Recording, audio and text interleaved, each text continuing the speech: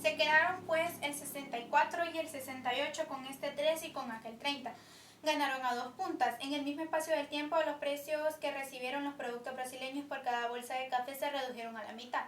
¿Quiénes son los intermediarios? 6 empresas norteamericanas disponen de más de tercera parte del café que sale de Brasil. Y otras 6 empresas norteamericanas disponen de más de la tercera parte del café que entra en los Estados Unidos. Son las firmas dominantes que ambos extremos de la operación.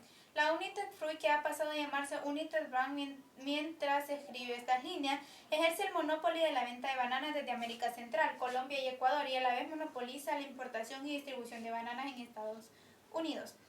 De modo semejante, son empresas norteamericanas las que manejan el negocio del café, y Brasil solo participa como proveedor y como víctima.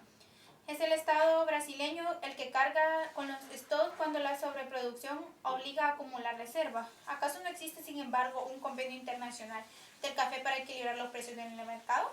El Centro Mundial de Información del Café publicó en Washington en 1970 un amplio documento destinado para convencer a los legisladores para que los Estados Unidos prorrogaran en septiembre la vigencia de la ley complementaria correspondiente al convenio.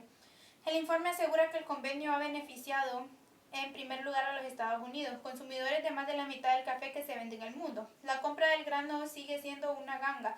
En el mercado norteamericano, el ligerito aumento del precio del café es beneficio, como hemos visto, de los intermediarios. Ha resultado mucho menor que el alza general de los costos de vida y del nivel interno de los salarios.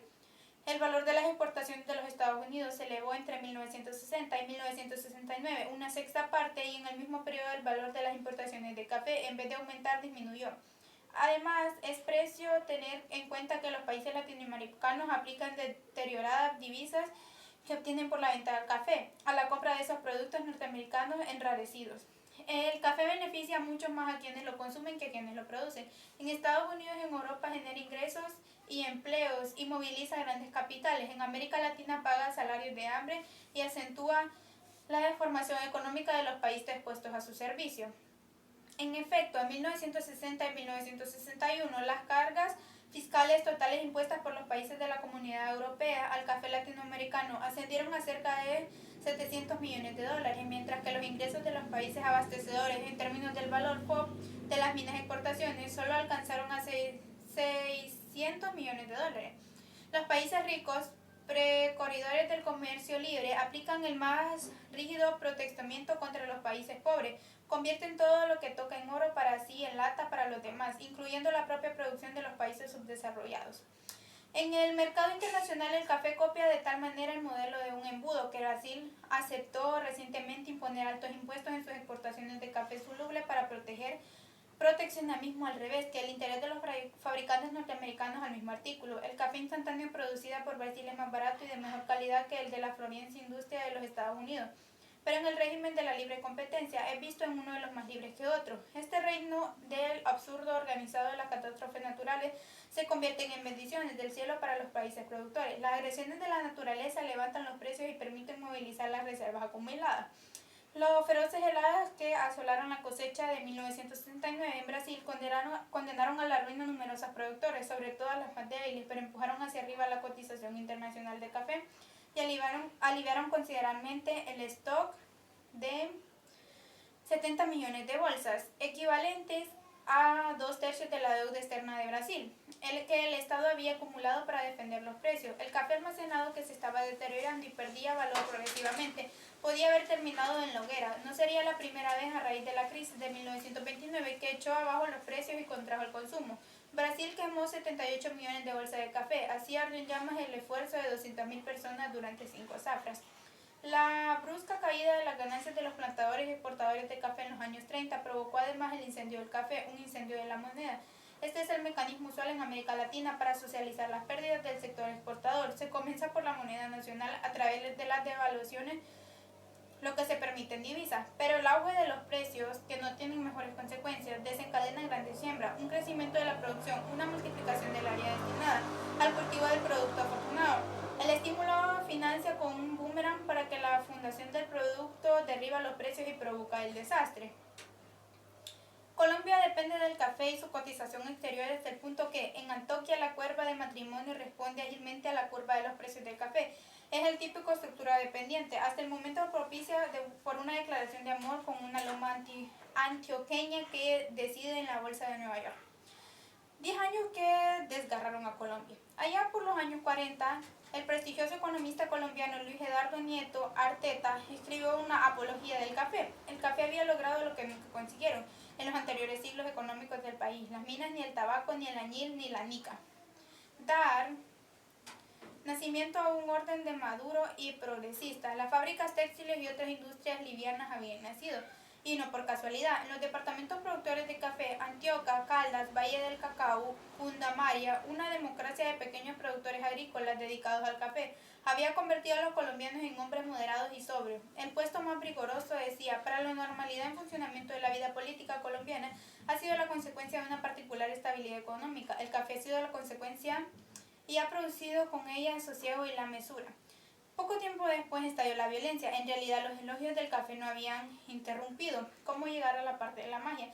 La historia de revueltas y represiones sanguinarias en Colombia, esta vez durante 10 años entre 1948 y 1957. La guerra campesina abarcó los minifundios y latifundios, y los desiertos y los sembradíos, los valles y las selvas y los páramos andinos. Empujó al éxodo comunidades enteras, generó guerrillas revolucionarias y bandas de crímenes. Valles y las selvas y los páramos andinos expulsó a un éxodo de comunidades enteras.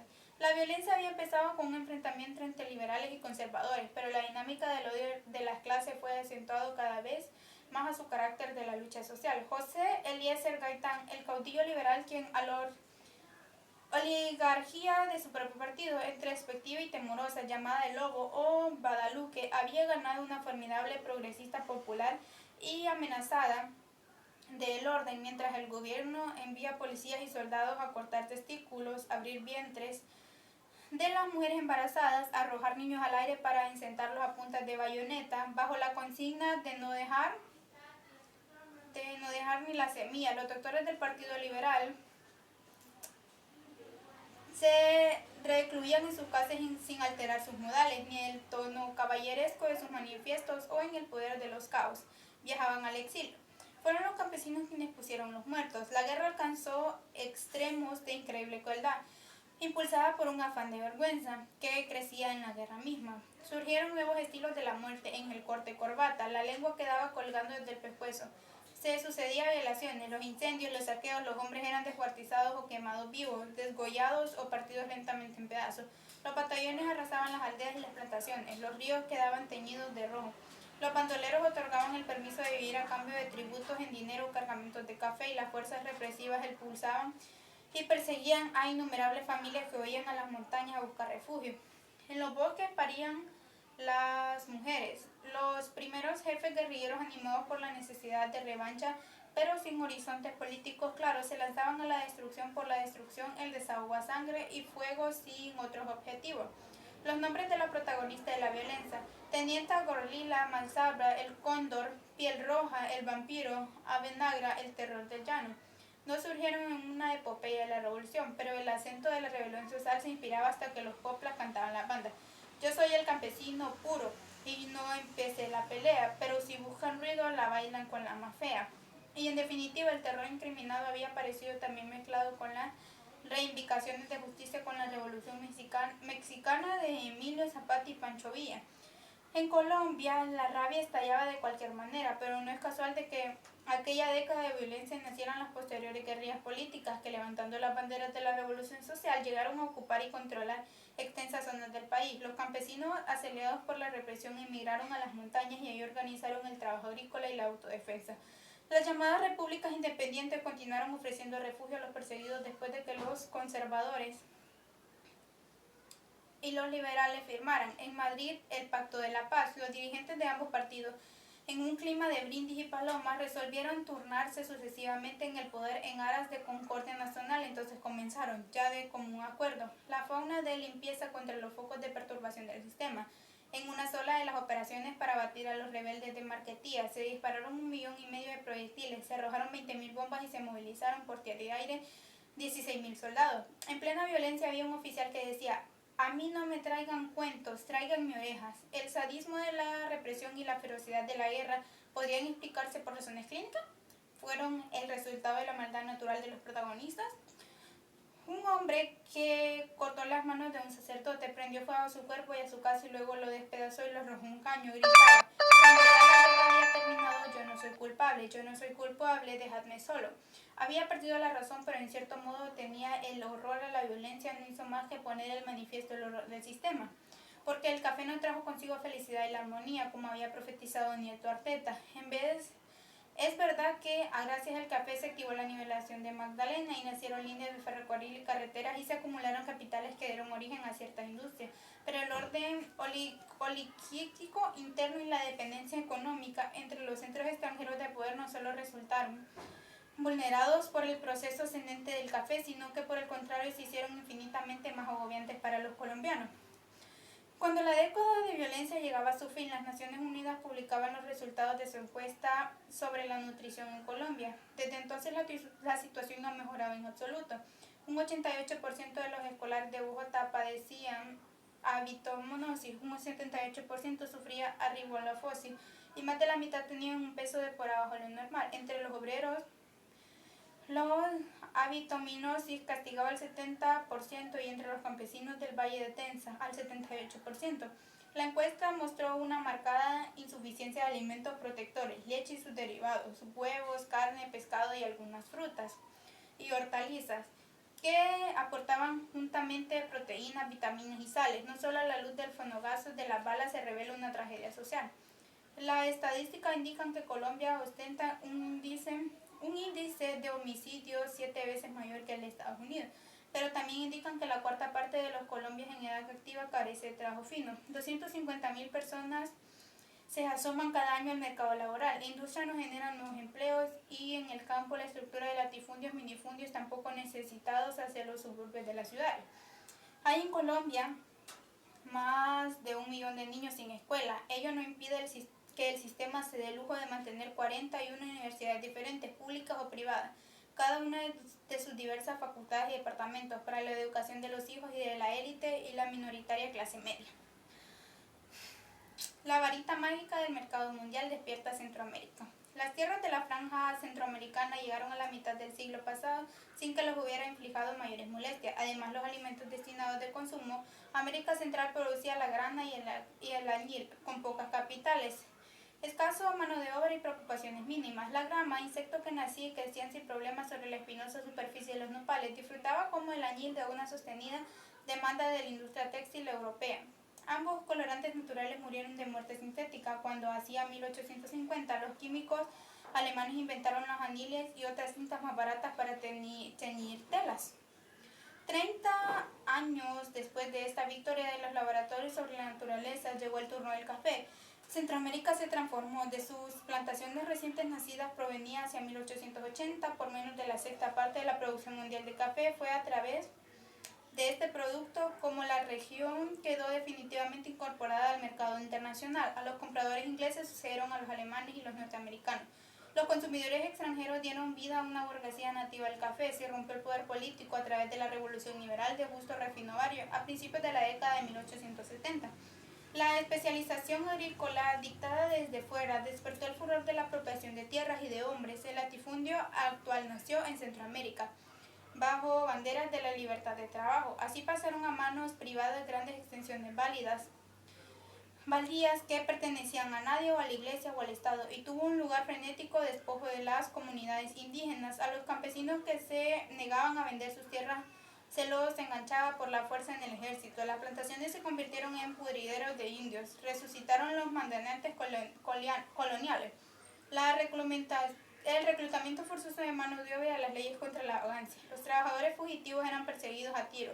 Los gobiernos liberales modernizaban y se convertían en propiedad de los flamantes empresarios del café.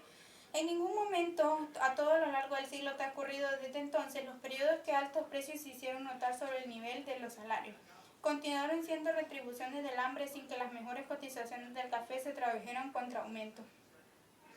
Este fue uno de los factores que impidieron el desarrollo en un mercado interno de consumo en el país centroamericano, como el de todas partes. El cultivo del café desalentó en su expansión sin frenos la agricultura de alimentos destinados al mercado interno. También otros países fueron condenados a padecer una crónica de escasez de frijoles, maíz, trigo y carne. Apenas sobrevivió sembradas sobre el latifundio acorralado a los indígenas y al apropiarse de las tierras bajas de mayor fertilidad en las montañas, cultivando en minúsculas parcelas el maíz y los frijoles imprescindibles para que no caigan muertos. Viven durante una parte del año los indígenas que brindan sus brazos durante las cosechas a las plantaciones. Estas son las reservas de mano de obra del mercado mundial. La situación no ha cambiado. El latifundio y el minifundio constituyeron juntos la unidad de un sistema que se apoya sobre la depredación y explotación de la mano de obra nativa. En general, muy especialmente en Guatemala, esta estructura de apropiación de la forma de trabajo aparece identificada como un sistema del desprecio irracional, que los indios padecen del colonialismo interno de los blancos y los mestizos, ideológicamente bendito por la cultura dominante, del mismo modo que los países centroamericanos sufren el colonialismo extranjero. Desde principios del siglo aparecen también en Honduras, Guatemala y Costa Rica los enclaves bananeros para trasladar el café a los puertos. Habían nacido ya algunas líneas de ferrocarril financiadas por la capital nacional. Las empresas norteamericanas se apoderaron de esos ferrocarriles y crearon otros, exclusivamente para el transporte de banano desde sus plantaciones, al tiempo que implantaban el monopolio de los servicios de luz eléctrica, correos, telégrafos, teléfonos y servicios públicos no menos importantes, también el monopolio de la política. En Honduras una mula cuesta más que un diputado y en todo Centroamérica los embajadores de Estados Unidos presiden más que los presidentes. La United Fruit desigualdó y formó la principal latifundio de Centroamérica y sus filiales acaparon los transportes ferroviario y marítimo. Se hizo dueña de los puertos y después de una aduana política propia, el dólar se convirtió de hecho en la moneda nacional centroamericana. Los filibusteros al abordaje. En la concepción geológica del imperialismo, América Central no es más que un apéndice natural de Estados Unidos. Ni siquiera Abraham Lincoln, que también pensó en anexar sus territorios, pudo escapar a los dictados del destino manifiesto de la gran potencia sobre sus áreas continuas. A mediados del siglo pasado, el filibusterio William Walker, que operaba en el nombre de los banqueros Morgan y Garrison, invadió Centroamérica al frente de una banda de asesinos que se llamaban a sí mismos el Falange Americano de los Inmortales.